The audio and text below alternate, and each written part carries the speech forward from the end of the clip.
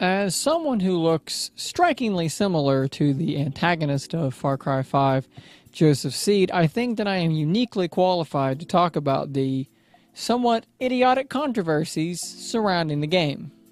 So if you'll humor me for a few minutes, I'm going to explain why I think the left and the right are completely missing the point of this game, acting rather idiotically, and how the game's media is not fucking helping. Big shock, right? So, Far Cry 5 is a game that has been ruffling feathers and upsetting people since its first trailer. Hell, the first imagery probably upset people. The knee-jerk reaction by a fair number of people who saw the early details of the game was that it was heavily inspired by the current political landscape in what some might call Trump's America. The game appeared to be a satirical take on extremist views on patriotism, guns, and religion. While I freely admit that it might be easy to think such a thing before you actually played the game, especially when the media has been telling you exactly that from the word go, the truth could not be any further from this. I'll say it right now, Far Cry 5 has virtually nothing to do with Donald Trump. Far Cry 5 was never meant to say anything about Donald Trump. It isn't about the religious right wing, it isn't about racism, it isn't about gun control, and it never was. Are the cult members at the heart of the game religious people with guns? Sure, but we need to look deeper and not be pulled in by reactionary thinking. If you're a Christian who loves guns and voted for Trump, this game isn't actually about you. Upon playing the game, it is so patently obvious that the game's criticisms are not against normal religious people. The only person that should be offended by this game is, I don't know, your average cult leader. So what is Far Cry 5 actually about? Far Cry 5 follows the actions of cult leader Joseph Seed, who does bear a striking resemblance to this guy, and his group called Eden's Gate. For those of you who don't know, Seed is very clearly based on the real-life person David Koresh. While for many Koresh has been lost to history, for those of us who might be strangely fascinated in cult behavior, we know exactly who Joseph Seed is modeled after, and it's not even attempted to be hid. David Koresh and his branch Davidians were a rather large cult based in Waco, Texas in the late 80s to early 90s. Koresh represented this messianic character. He literally said he was the reincarnation of Jesus. He was God. After it became known that the Davidians were stockpiling a rather large cache of weapons and guns, there was an attempt to serve Koresh with a search warrant, which resulted in the deaths of 4 agents and 6 branch Davidians.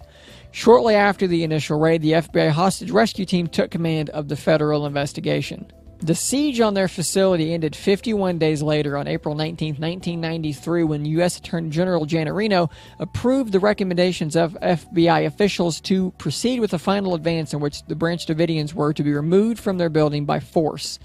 As you can imagine, this did not go well. In the course of the advance in the compound, the building caught on fire. Barricaded inside the building, 79 Branch Davidians perished in the ensuing blaze. These people were an offshoot of mainline Christianity led by a charismatic cult leader who preached freedom and guns, and that eventually the government would come for him. Does this sound familiar? It is explicitly said that many of the members of the cult in Far Cry 5 are there because they have been brainwashed by the use of psychedelics. This is a known tactic of actual cults that makes the cult members largely the victims, not the evil Republicans. Furthermore, the cult members are not all white men. You regularly see women and people of color. Much like the Branch Davidians, race has nothing to do with what John Seed and the Eden's Gate cult are after. Now, before I go any further, I can hear you all screaming, "But the P-tape mission." I'm fully aware there's a mission that appears to be making fun of Donald Trump's alleged P-tape video. Far Cry 5 began development 1 year before Trump even started running for president. This is 2 years before he won the Republican primary and 3 years before he was elected president. The game was very likely fully playable a year before release, when the P-tape was not even in our minds yet. We'd never even heard of a P-tape before. This mission was very likely added in later on. Let's be honest, it's pretty damn funny. The fact of the matter is that beyond an honest analysis of the content and story of the game, readily showing that it has nothing to do with Donald Trump or the Republicans or race or guns, the story was likely fully set in stone a full year or more before Trump even became the president. You're claiming that they made a game about something that hadn't even happened yet when they made it. Now, what I find just as unnerving as the numbers of people completely misinterpreting the point of this game is the number of journalists openly wishing that the game was more offensive to Republicans. I've read multiple reviews from major publications docking the game for playing it safe regarding Trump and the right. This is as idiotic as it is misguided. As I've already stated, this game was never meant to be about the things both sides seem to think it was. The right is mad because they think the game is making fun of them and painting them in a bad light. The left is mad because the game isn't being mean enough to the right. It's completely asinine. This is a game about how desperate people in rural areas without opportunity can be co-opted into a devious cult that steals their freedom and pulls them into a dangerous ideology. It's also about flaming bears fighting bulls. It is the media's unquenchable thirst to pit us against one another and to be offended by literally everything that has turned a game that should have been seen for nothing more than an interesting meditation on a cult gone out of control, set in a fun sandbox, into a controversy that makes literally no sense from either side.